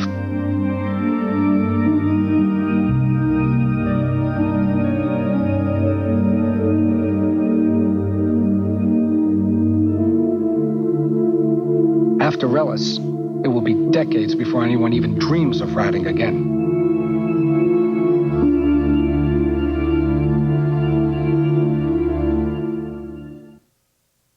You're watching Fox, the new home of the NFL. Here's something new for your sensitive teeth. No way. My dentist wants me to use Sensodyne, remember? This is Sensodyne. New Sensodyne with baking soda. Well? No pain. And I love that clean feeling. Sensodyne, now with baking soda. Have you ever renewed your driver's license? Had a cash machine? Nice picture. Fixed your car with a television? You're having a problem with your rotor. Can you walk me through that? Move your right hand. Whoops. Or had an assistant? Good morning. Who lived in your computer? The reference material I've gathered for your 10 o'clock meeting, and I'm still working on those playoff tickets. Good boy. You will. And the company that'll bring it to you, AT&T. Who's smarter? This woman went to the home appliance sale at Sears Brand Central. This one went to the beach. Right. Getting to this sale is smart. Get great savings on all major appliances, all electronics, and all home office equipment. It's all on sale at the Sears Brand Central Home Appliance Sale. Again, who's smarter? This woman went to Sears. This woman is an astrophysicist. Ooh, that's That's a tough one. This summer, Did you find a bomb? Yeah, but not the one we're looking for. they are America's best hope to stop crime cold. Damon Wayans. I'm going to have to deliver this baby. Can't do that. We'll have to see her thing. David Allen Greer. Kevin, what? Talk into the buckle. I would love to play with you, but now is not the time. Blank Man. Slap me around and call me Susan. Rated PG-13. At theaters August 19th. This is no ordinary eye drop. Instead, it's a more refreshing kind of eye relief that actually goes further than ordinary eye drops can. And it's from a name you know you can trust. It's Visine Moisturizing Relief, the eye drop that soothes and cools red, dry, irritated eyes. The eye drop that moisturizes and refreshes. Visine Moisturizing Relief, a more refreshing kind of eye relief that puts the moisture in as it gets the red out. What do you get when you cross a high-quality conventional motor oil with an advanced formula synthetic? A revolutionary new oil that protects better than regular oils, yet costs 40% less than full synthetics. DuraBlend from Valvoline. People who know use Valvoline. Step out for Dr. Pepper. You can win Foot Locker gift certificates worth up to $70. And get Foot Locker discount coupons on every specially marked Dr. Pepper package. Foot Locker and Dr. Pepper, America's winning team. You're the part of me. That's the heart of me. Out you I'm just a lonely melody. But together we are harmony.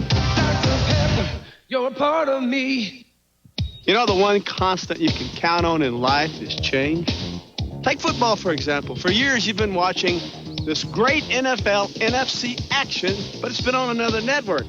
Now the Fox network goes out and buys football, and you think it's a major life crisis. Don't worry. You're not going to be seeing Bart Simpson or Heather Locklear on the set with me. The NFL on Fox. Same game, new attitude.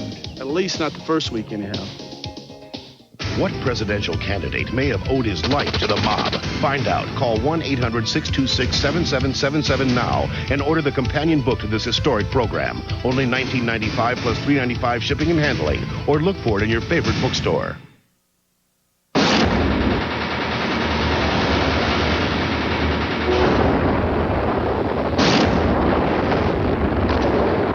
World War II is great for the mob. The world was at war, and they were at peace. For the first time in a long time, they were really at peace, you know. And the world was at war, so what could be a better situation than that? And more to steal, too.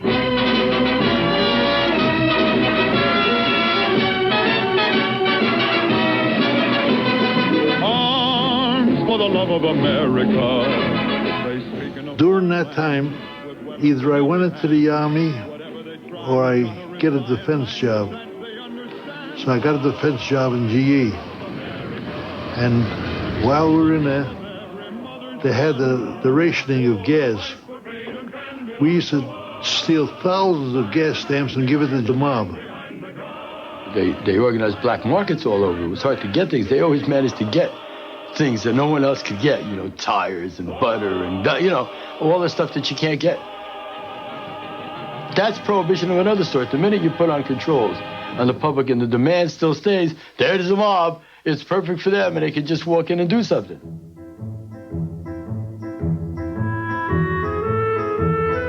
The Broads. Numbers. 412, 475. Quarter each. Mostly enforcement. How I say enforcement? You have a store. They case the store for a week or so, see how things are, beepity-boppity-boop. And if they see there's much action, they go into the store owner and they say, we want a piece. Now, if you didn't want to give a piece, that's fine. You got either hurt, you got either blown up, or you got wasted. 1942. The mob hears the best news in years. The Normandy is supposedly sabotaged. In New York's Hudson River, a 5-alarm fire sweeps the former French luxury liner Normandy. The The liner was receiving finishing touches as the United States Navy auxiliary ship Lafayette when flames broke out. For 4 hours... The burning of the Normandy makes the Navy see potential sabotage everywhere. So, the mob's resident genius, Meyer Lansky, pitches the Navy the idiotic notion that only one man in America can save our ports from sabotage. Prisoner number 92168, Lucky Luciano. Even more idiotic, the Navy buys it. One of the greatest farces was the suggestion that Lucky Luciano could be used to help save the port of New York. Ask yourself this question. If the port of New York was saved from any further acts of sabotage by the help of Lucky Luciano, who saved the port of Baltimore? Who saved the port of Charleston? Who saved the port of Boston? Because if you check, there was heavy tonnage going out of all of those ports, too, without anybody protecting us. So the farce was created that had been very helpful. The naval officer who concocted this whole idea after World War II is rewarded. He's made Commissioner of Marine and Aviation in the city of New York, that he's well paid for, and that was his little thank you for inventing that kind of a story and going along with us. Lucky Luciano was allowed to agree to deportation and then get a pardon from the same man who sent him to prison. Special Prosecutor Dewey sent him there, and Governor Dewey granted him a pardon from a New York jail, and he accepted deportation and went back to Italy.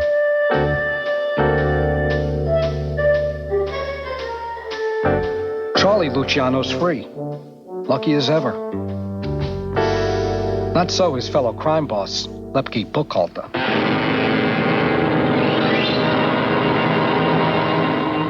In New York, Lepke, gangster boss of Murder Incorporated, leaves federal jail for Sing Sing's death house. March 14th, 1944. Lepke's date with death. The one-time king of the labor rackets, boss of Murder Incorporated, knows where all the bodies are buried. But he won't rat.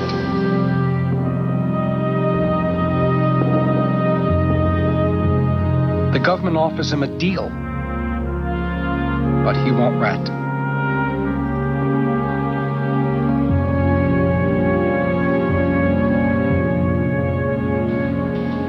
Lepke knows his own friends have betrayed him, but he won't rat.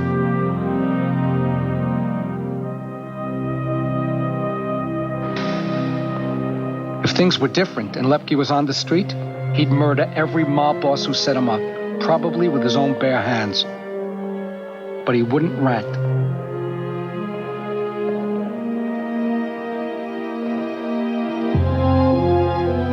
At 11:16 p.m., Louis Lepke Buchhalter fries in the electric chair, protecting the very men who had betrayed him, rather than become a rat. The code of loyalty is still in place.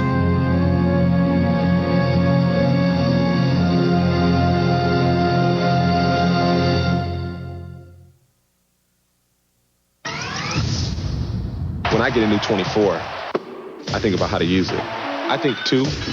I think 3. I think that dude in the third row needs to chill. I think assist. I think about this man checking me and how he's helping my highlights film. I think left. I think right. I think take it strong to the middle. Can you think of a way to stop me? You got 24 seconds. Wherever you are this summer could be a very cool place with Miller's 10 grand a day giveaway. We've got a lot to unload. That's $10,000 a day every day. Look for numbers inside specially marked cases of Miller beer. Match and win daily in USA Today and Sports Illustrated. A lot of cash, a lot of winners. Can your beer do this? For a woman, shaving can be pretty scary with the wrong razor. That's why Schick created new Silk Effects, with silky fine wires wrapped around twin blades to protect you from nicks and cuts. And since Silk Effects leaves your legs silky smooth, why use any other razor? New Silk Effects from Schick. Shave safely. Dr. Miles Hawkins, by day a brilliant man of science, but when darkness falls, he's the ultimate force against evil. From the writer of Batman comes a new breed of superhero. Mantis, coming this fall to Fox. Next Monday, Fox Rocks. We'll take you live to the opening night of the Rolling Stones Voodoo Lounge World Tour. Plus, catch special rock and roll episodes of The Simpsons, Martin, Married with Children, and In Living Color. Fox Rocks with the Stones. Next Monday, starting at 8, 7 Central. Showboat. Life on the river inspired it. And it became the most beloved musical of all time. Spectacular, moving, timeless. Showboat. Now playing at the North York Performing Arts Center in Toronto. Call 416-872-2222. Hi from Snapple. A young guy from Oregon writes, to meet at least one person that is affiliated with the production of this great beverage would be an honor. Honey, pack your bags.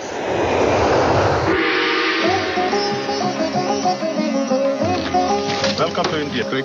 This is where Snapple gets their tea leaves from. Isn't it nice? Snapple, made from the best stuff on earth. Join Amir Jacobson and David Scott for the 10 o'clock news, weeknights on Fox 50. Most places make their hamburgers from beef that's been frozen. We don't think they taste as good as hamburgers made with fresh beef. That's why at Wendy's, we use only fresh beef. Take our 99-cent Junior Bacon Cheeseburger. We make it hot off the grill with 2 full strips of bacon, not halves, and we charge just 99 cents. With our super value menu, you can get a great meal for not a lot of money. At Wendy's, you don't pay more, you just get more. We now return to Loyalty and Betrayal, the story of the American mob.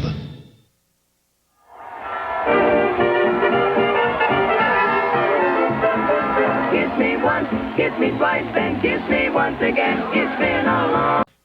We now return to Loyalty and Betrayal, the story of the American mob.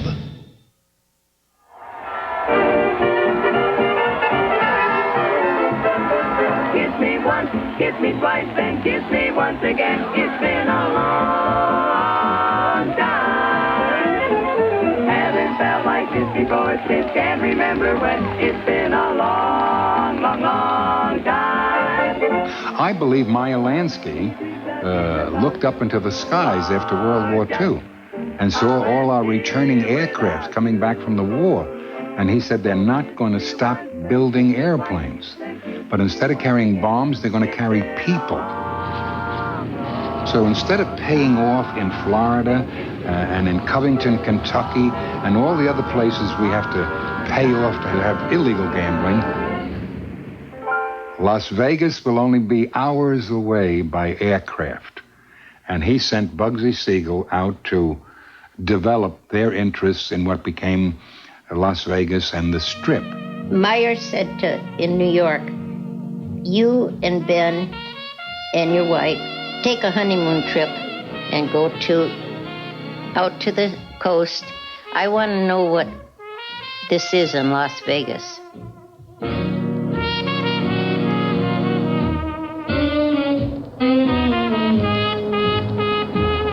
We got in the car, and there was no paved roads. There was just 2 grooves where the tires went through to Las Vegas. If a car was coming the other way, one had to get off the road. And then when we rode down in there, I thought to myself, why would they come to a place like this? On the main street, there was a club, and there was only 3 tables in it. A roulette table, a big wheel, and a poker something. Meyer said, 300 miles to go from L.A. to this place. Is there anything that we can do out there? And that's when Ben got down there and he said, geez, we'd have to have something out here. There's nothing here. You'd have to put up something to make people come here.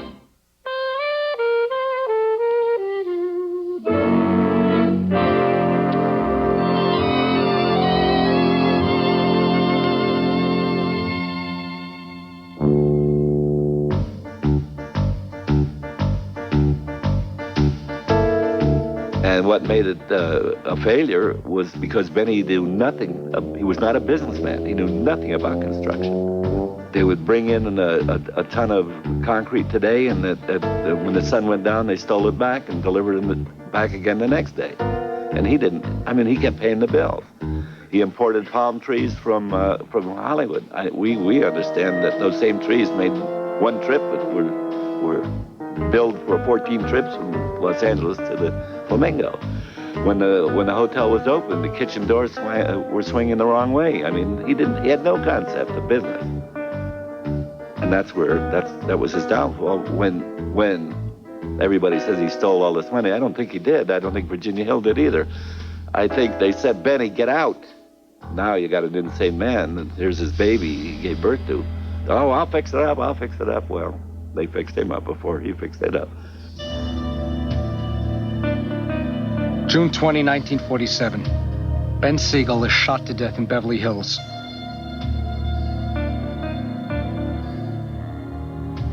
The bullets crush the bridge of his nose and shatter a vertebra on his neck. The remains of his left eye are found on the other side of the room.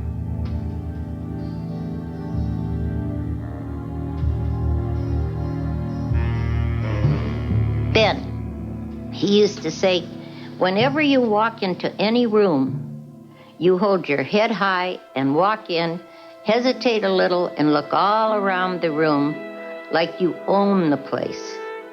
Because if you walk in like that, they'll figure you're somebody important and you've got it made.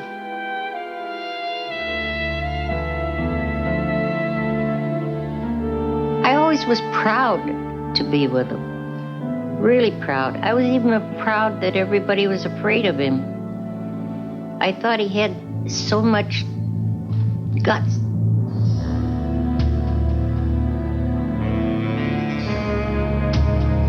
This is clearly a mob hit.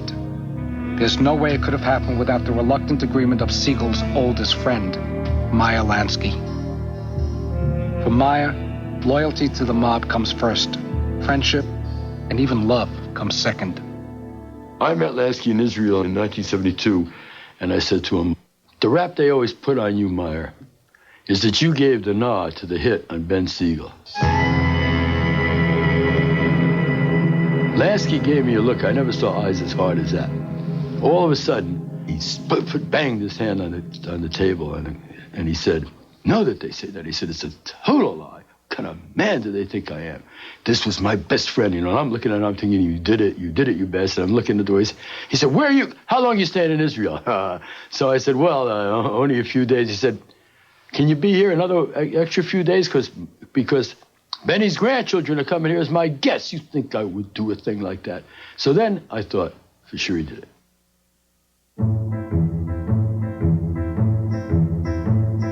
On the night of Bugsy's death, two men walk into the Flamingo Hotel. They will become famous as the men who saved the Flamingo, transforming Bugsy's folly into the mob's new golden goose. One's a guy named Gus Greenbaum, the other, Mo Sedway. Gus Greenbaum and Mo Sedway walked into the Flamingo Hotel Casino and said, we are now operating in this hotel. And that's all they had to say. It wasn't like takeover from General Motors. You didn't have to sign a contract. You would believe them when they said that.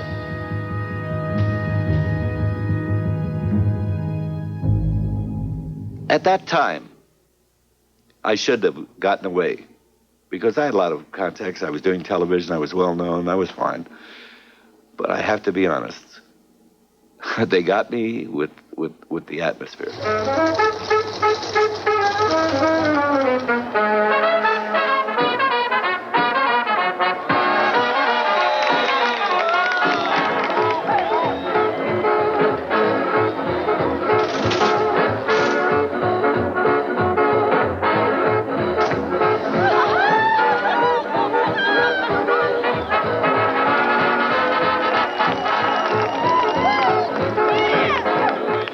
And Vegas then was glamorous. There was nothing like Las Vegas. I mean, the limousines, the hotels. There were women, there was drinking, there was gambling. They would send big shrimps up to the room, like baskets. I mean, the food was unbelievable. I mean, I was around movie stars every night.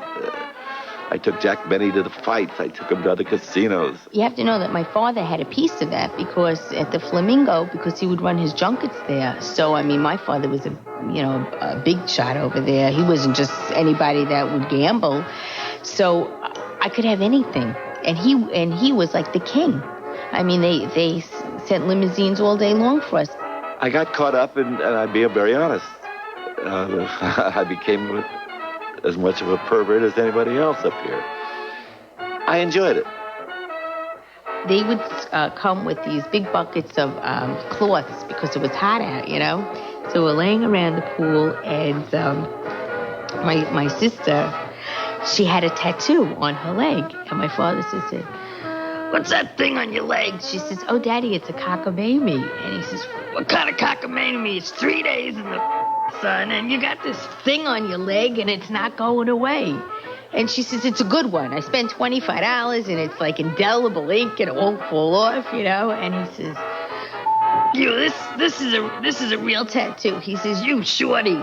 That's what he called me. He's go inside and get a bottle of polish remover, right? And in the Jewish religion, you don't get a tattoo. I don't give a rat's ass who you are. You just don't do that, So we got the bottle of polish remover, and he pours it on my sister, and he's rubbing the leg, and he sees that the leg, it's turning purple. That tattoo is not coming off, and he freaked. I thought he was going to rip her limb off. He got crazy. He said, "What are you trying to do to me? You're going to be a disgrace to the family." I mean, I looked at him. I said, "My sister and I are going to be a disgrace to your families." And my grandfather's Gura, and he's telling me that tattoo was a disgrace to the family. He was crazy. Stop, I can't talk anymore.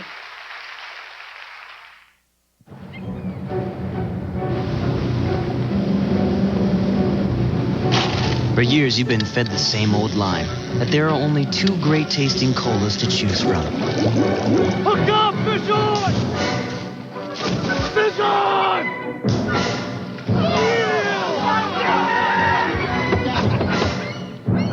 Hey, you don't have to swallow that. Drink RC and you'll look at colas in a whole new way. Life's hard! Beats hard! Come on, sink your teeth in. Some tacos feel so fine. $59.79.99. Taco Bell!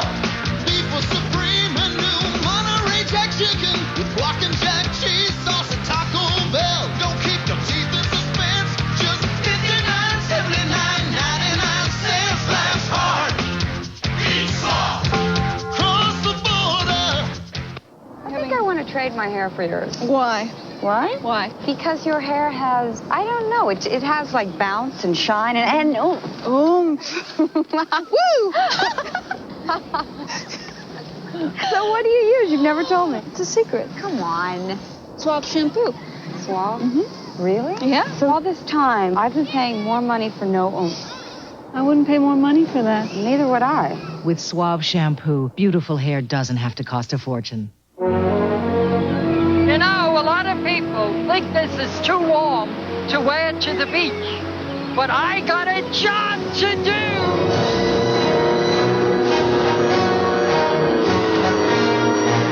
All across America, people have discovered Plus White, the fast, easy way to remove stains from their teeth. Plus White, with the oxygenating action most dentists use to whiten teeth. It even removes coffee and tobacco stains. Plus White, it whitens teeth as no toothpaste can. Get it.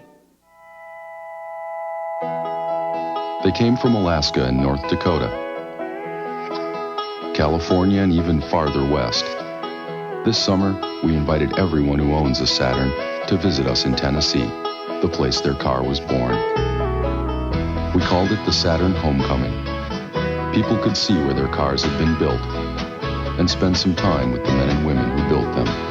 They could see where the idea for a new kind of car company had taken shape, and we could thank them for believing we could do it. 44,000 people gave up their usual summer vacations to spend them with us at a car plant. Pretty good turnout for our first big party. Of course, not everything went exactly the way we'd planned. But we were all in it together, the way we always have been. Tomorrow, the saga continues. Organized crime branches out into a deadly new commodity. People start dealing with drugs, it changed. And once loyal gangsters inform on their own families. It was obvious I wasn't going to live long. Resulting in the downfall of the mob in America. You're going to die, or you're going to go to jail. See the dramatic conclusion. He said, shoot him again in the heart. Of loyalty and betrayal, the story of the American mob. Tomorrow at 8, 7 Central. Parental discretion advised. 50s America. The baby boom. 15-cent hamburgers. $5,000 for a new home in the suburbs.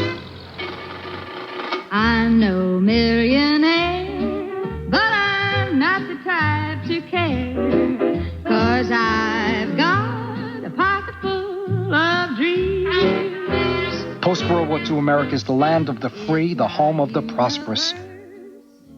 Kitchens filled with washers, dryers, refrigerators, an endless parade of labor-saving doodads for the happy American consumer.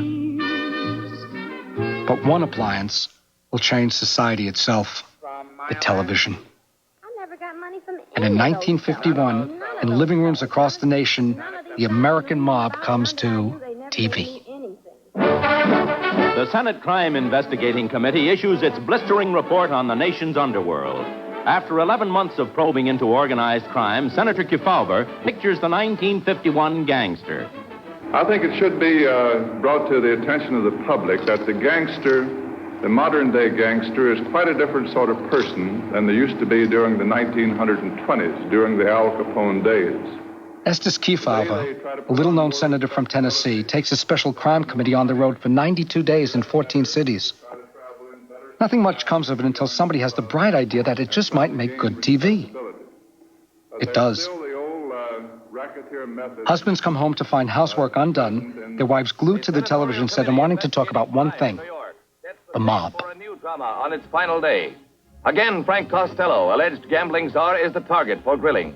Again, he refuses to divulge his wealth.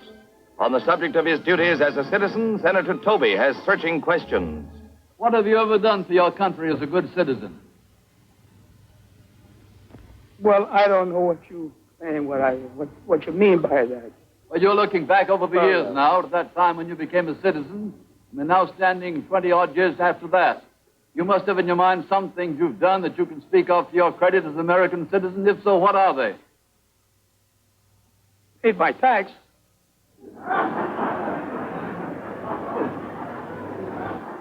It's the #1 show in America. For 13 days, 600 guys and dolls parade across America's TV screens. Although not one indictment comes out of the hearings, the mob is no longer a secret society. Politicians learned that TV is good publicity.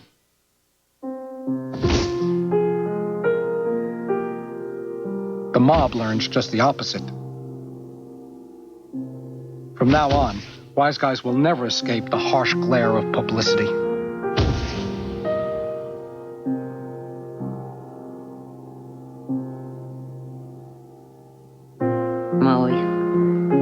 He went to the Senate.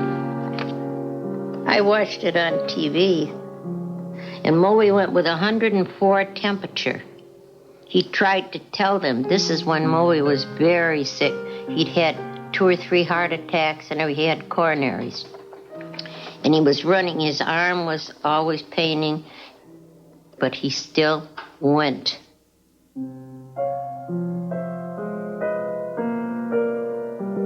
Senator Toby said to him, "Would you want your sons to be in the business you are?" And Moe said, "No, I would like them to be like you are, Senator." He meant it.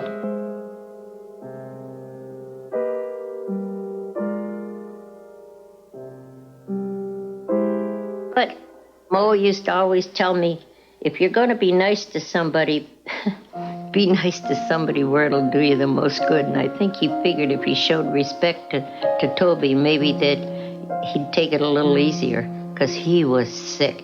He died soon after, I think. It wasn't long, because he was really sick, Moe.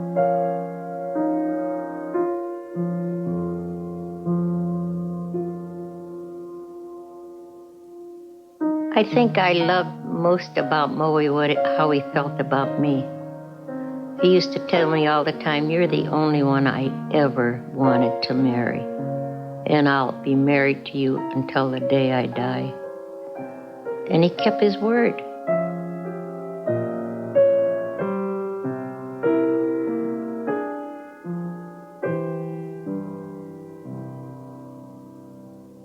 I knew that I was special.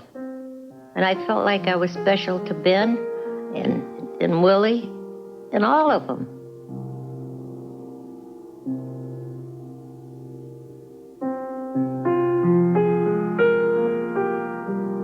They had a loyalty. We all stuck together.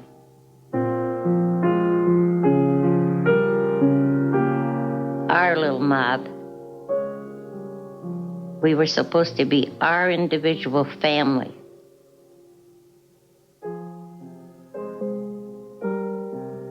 For instance, after Moe died, they called a meeting at the Flamingo.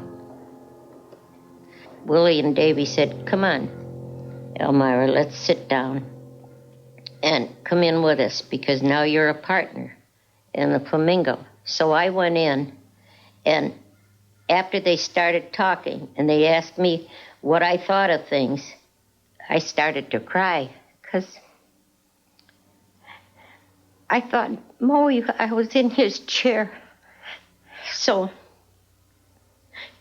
I got out of the meeting, and I before I got out, I said, "I don't care how Willie and Davy vote, but however you guys vote for me, because I agree with whatever you say. Everything I own is in your hands. I trust you."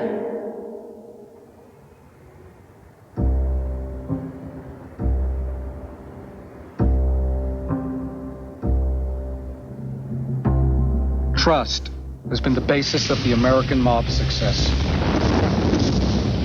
From brutal immigrant street fighters, they've transformed themselves into businessmen.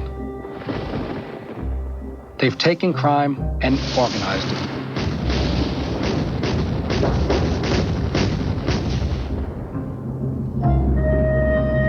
They've killed each other, but they've also kept each other's secrets. Soon, we'll all come crashing down.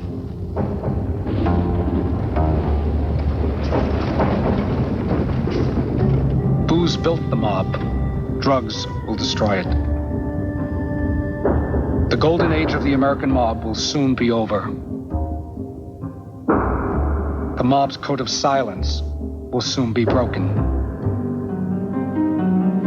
The mob's code of loyalty will soon be betrayed. As things start evolving and changing and people start dealing with drugs, it changed. You know, it's not like it was in the old days. Everybody had contracts on everybody in the group at the time. They were going to kill me, they were going to kill him, they were going to kill each other. They started killing each other. You know, I mean, it's got really nuts. What happened was going to happen. It's the inevitable. You're going to die, or you're going to go to jail. I mean, those are two constants on the street. You know, nobody makes it. Nobody runs the gauntlet.